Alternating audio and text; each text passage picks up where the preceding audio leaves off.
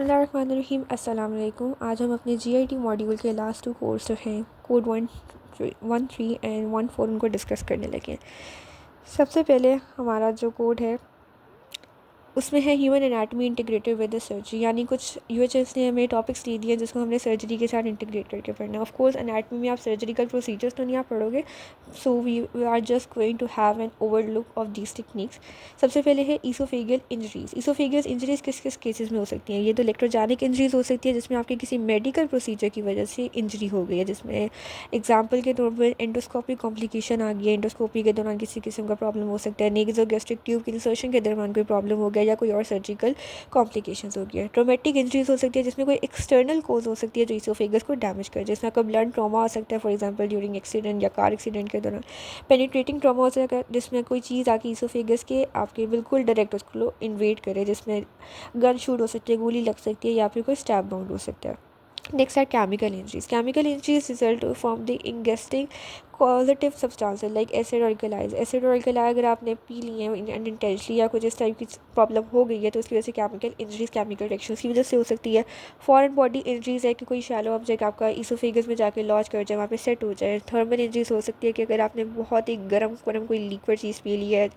और लास्ट है chronic reflux injuries, जिसमें आपका जो बिकॉज स्टमक है, आगे स्टमक में एसिडिटी होती है, एसिड कंटेंट्स होते हैं, अगर स्टमक की एसिडिटी आपका ईसोफेगस में रिफ्लक्स कर जाए या अल्सरेशन की वजह से, सिस्टस की वजह से, तो वो क्या करेगा, उसका इंजरी करवा देगी। Next is gastric carcinoma. Surgical intervention for gastric carcinoma primary aims to remove the tumour. सबसे पहले सर्जरी करते क्यों है? ट्यूमर को रिमूव करने के लिए, with procedures ranging from partial, या तो पार्शल यानी पूरा का पूरा गैस्ट्रेक्टोमी कर दो, या पार्शल यानी हाफ गैस्ट्रेक्टोमी कर दो, या कंप्लीट टोटल गैस्ट्रेक्टोमी कर दो। Stomach removal, gastrectomy is the stomach removal, often including near by lymph node dissection. So near by जो उसके लिम्फ नोड लाई करेंगे हम उसको भी उसके रेलिवेंट पार्ट के साथ रिमूव कर जाएंगे।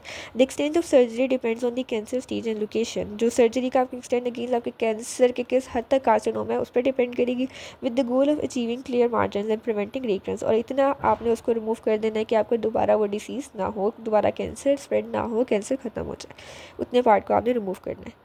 Intestinal obstruction. Surgical intervention for intestinal obstruction aim to reveal the blockage हो गई है कोई, उसको आपने रिमूव करने के लिए सर्जरी की है, either by removing the obstructing lesion, कोई ट्यूमर वगैरह बना हुआ या तो उसको रिमूव कर दो, और by passing the obstructive segment, या उस ऑब्स्ट्रक्टिव जो आपका इंटेस्टाइन का सेगमेंट जिसमें प्रॉब्लम हुआ है उसी को रिमूव कर दो। Specific procedure depend on the cause and location of the obstruction with the goal of restoring normal bowel function. Of course goal हमारा क्या होता है कि हमने आपका जो नॉर्मल बोवल यानी जीआईटी का फंक्शन है वो रिस्टोर करना है, तो उसके लिए जो भी कॉज और लोकेशन पर ऑब्स्ट्रक्शन है उसको आपने रिमूव कर देना है।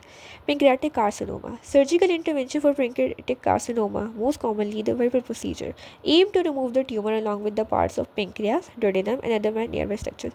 तो मोस्टली हमने पेंक्रियास के टॉपिक में डिस्कस किया था कि हेड ऑफ पेंक्रियास का कार्सिनोमा सबसे ज़्यादा कॉमन है। सो जब कार्सिनोमा हो जाएगा, कैंसर हो जाएगा उसका, तो हम सर्जरी के थ्रू वो पार्ट्स ऑफ पेंक्रियास जो अफेक्टेड हैं और उससे रिलेटेड ड्यूडेनम बहुत कौन सी रिलेटेड होता है और भी जो नियर बाय स्ट्रक्चर्स हैं उनको भी रिमूव कर दोगे। Due to late diagnosis and complex anatomy surgery is often challenging and it feasibility depends on tumour stage and spread.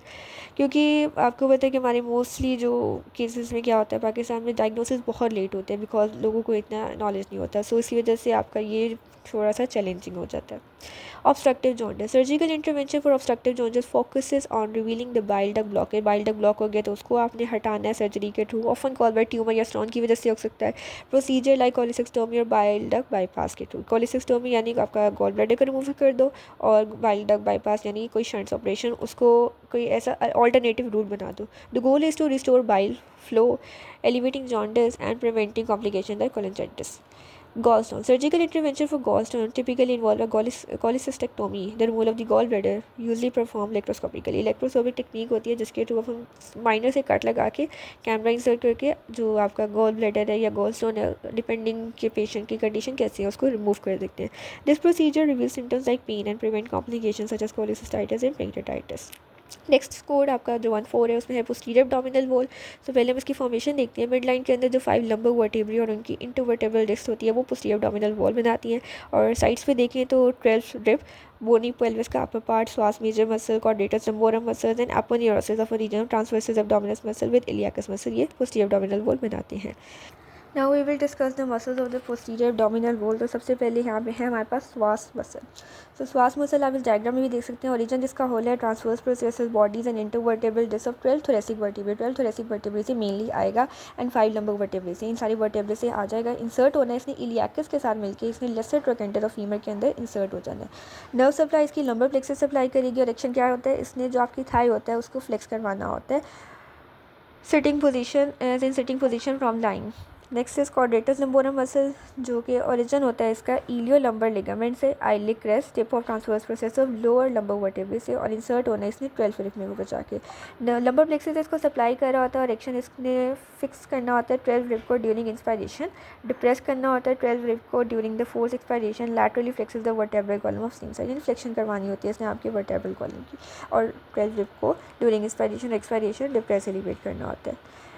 Legs muscle is iliacus. Iliacus का ओरिजिन इलिक फॉसा से आता है और इंसर्ट होना है इसने श्वास के साथ मिलकर लेसर ट्रोकेंटर ऑफ फीमर के अंदर। नर्व सप्लाई इसको फीमोरल नर्व करेगी और इसने क्या करना होता है, flexes thigh on trunk, and if thigh is flex it flexes trunk on the thigh, यानी थाई की इसने फ्लेक्शन करवानी होती है as sitting from the lying position. So this was all from your GIT module of gross anatomy.